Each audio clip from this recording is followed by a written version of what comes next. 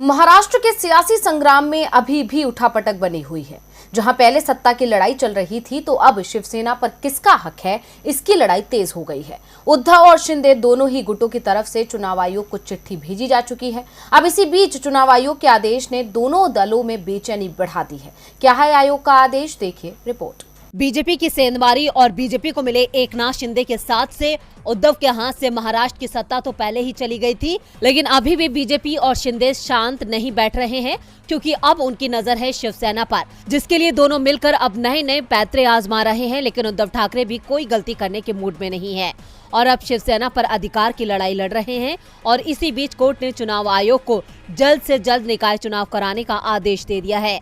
ऐसे में अब चुनाव आयोग भी जल्द ही शिवसेना पर अधिकार की इस लड़ाई को खत्म करने की कोशिश में है और अब आयोग सक्रिय हो गया है, जिसके चलते आयोग ने ठाकरे और एकनाथ शिंदे से शिवसेना पर अपना अधिकार साबित करने को लेकर दस्तावेज देने को कहा है।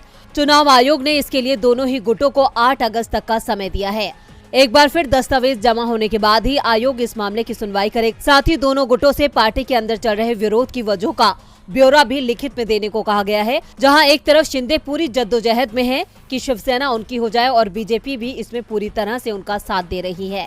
लेकिन शिवसेना पर अधिकार जमाने का शिंदे का ये सपना पूरा होता इतना आसान नहीं है और इसकी वजह है शिवसेना का वो संविधान जो शिवसेना ने चुनाव आयोग में कई साल पहले जमा कराया है, जिसके मुताबिक ये दावा किया जाता है कि एकनाथ शिंदे कभी भी शिवसेना नहीं हत्या सकते, क्योंकि इस संविधान में शिवसेना प्रमुख पद पर बैठे व्यक्ति का फैसला ही अंतिम है और सभी को उसे मानना बंधनकारी है। शिवसेना प्रमुख का पद ही सर्वोच्च है और उसे किसी को भी पार्टी से निकालने का अधिकार है। किसी को भी पार्टी से निकालने का फैसला राष्ट्रीय कार्यकारिणी की सलाह से शिवसेना प्रमुख पद पर बैठा व्यक्ति ले सकता है और उद्धव ठाकरे शिवसेना प्रमुख हैं, जिन्हें 2018 में चुना गया था। इसके साथ ही संविधान में ये भी लिखा है कि शिवसेना प्रमुख को संगठन में से किसी को भी राष्ट्रीय कार्यकारिणी की सलाह से निकालने का अधिकार है। अब भले ही एकनाथ शिंदे के साथ शिवसेना के विधायक टूटकर चले गए हैं, लेकिन राष्ट्रीय कार्यकारिणी का कोई सदस्य नहीं गया है, यानी राष्ट्रीय कार्यकारिणी पर अब भी उद्धव ठाकरे का ही वर्चस्व है, यानी यहाँ बाजी उद्धव के हाथ में दिख रही है। ऐसे में बीजेपी और शिंदे चाहे कितनी भी कोशिश कर लें, यहाँ उनकी दाल गलती नजर नहीं आ रही है। बीजेपी अक्सर कांग्रेस के नेताओं पर घोटाले का आरोप लगाती है, उनके खिलाफ ईडी से लेकर सीबीआई की जांच बैठाती है, लेकिन अब कांग्रेस ने मोदी सरकार में मंत्री स्मृति ईरानी पर गंभीर आरोप लगाए हैं। विपक्षी पार्टी ने स्मृति ईरानी के खिलाफ हल्ला बोलते हुए उनसे इस्तीफे की मांग कर डाली है, जिससे बीजेपी की टेंशन बढ़ती जा रही है। नेशनल हेराल्ड मामले में राहुल गांधी और सोनिया गांधी से ईडी की पूछताछ को लेकर बीजेपी लगातार कांग्रेस पर हमलावर है, लेकिन अब विपक्षी पार्टी ने सरकार के खिलाफ मोर्चा खोल दिया है। कांग्रेस के निशाने पर केंद्रीय मंत्री स्मृति ईरानी आ गई हैं। पार्टी ने उन पर गंभीर आरोप लगाते हुए पीएम से कहा कि वो तुरंत स्मृति ईरानी का इस्तीफा लें। दरअसल कांग्रेस नेताओं का कहना है कि स्मृति ईरानी की बेटी को बार का लाइसेंस फर्जी तरीके से दिया गया है, जिसकी जांच होनी चाहिए। कांग्रेस नेता जयराम रमेश ने प्रेस कॉन्फ्रेंस करते हुए कहा कि हम मांग करते हैं कि पीएम तुरंत स्मृति ईरानी का इस्तीफा ले।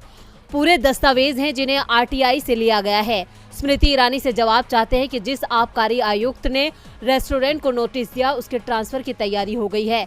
क्या ईरानी जी, ये आपकी अनुमति के बिना हो रहा है? ये धांधली कैसे शुरू हुई? सत्ता बल का प्रभाव फर्जीवाड़े को छिपाने के लिए चल रहा है। हम संसद में ये मुद्दा उठाएंगे। साथ ही उन्होंने मांग की है कि महिला आरटीआई एक्टिविस्ट को सुरक्षा मिले। कांग्रेस नेता ने स्मृति ईरानी पर हमला बोलते हुए कहा कि ये कोई तू मेमे का सवाल नहीं है। स्मृति ईरानी हमेशा सोनिया जी, राहुल जी के बारे में बोलती रहती है, लेकिन वो तो आधारहीन होता है। हम कागजात के आधार पर बोल रहे हैं। कांग्रेस के आरोपों पर स्मृति ईरानी ने सफाई देते हुए कहा कि मेरी 18 साल की लड़की राजनीति से दूर है, वो कोई बार नहीं चलाती है, वो कॉलेज में पढ़ाई करती है। मैं जयराम रमेश से पूछना चाहती हूँ कि क्या आरटीआई की उस एप्लीकेशन में मेरी बेटी का नाम है? कहा गया है कि मुझसे इस आरोप पर जवाब मांगा जाए। मैं जवाब मांगूंगी और कोर्ट के जरिए मांगूंगी। अब देखना है कि किसके दावे में कितनी सच्चाई है। रसोई गैस सिलेंडर पर मिलने वाली सब्सिडी को सरकार ने कब खत्म कर दिया, ये किसी को पता ही नहीं चला। सब्सिडी बंद करके सरकार ने अपने खजाने में करोड़ों रुपए जमा किए हैं, जबकि जनता की जेब को खाली किया है। आंकड़े बताते हैं कि किस तरह से सरकार ने लोगों के साथ खेला किया है, अपने वादों को झूठ साबित किया है। तो कैसे हुई सरकार की मोटी कमाई, देखिए इस रिपोर्ट में। जब से देश में मोदी सरकार आई है तब से ही देश की जीडीपी में गिरावट आ रही है। केंद्र का खजाना खाली हो रहा है, जिसकी भरपाई के लिए अब मोदी सरकार जनता की ही जेब काट रही है। जहां कई योजनाओं को बंद कर दिया गया तो वहीं रसोई गैस सिलेंडर पर मिलने वाली सब्सिडी को भी खत्म कर दिया। इस फैसले से सरकार ने करोड़ों की कमाई की है। आंकड़े बताते हैं कि 2020-21 में केंद्र सरकार ने एलपीजी सब्सिडी के रूप में 11,896 करोड़ रुपए खर्च किए थे। वहीं 2021-22 में यह खर्च घटकर महज 242 करोड़ रुपए रह गया है। इस तरह सब्सिडी को खत्म कर सरकार ने सिर्फ एक वित्त वर्ष में ही 11,654 करोड़ रुपए बचा लिए।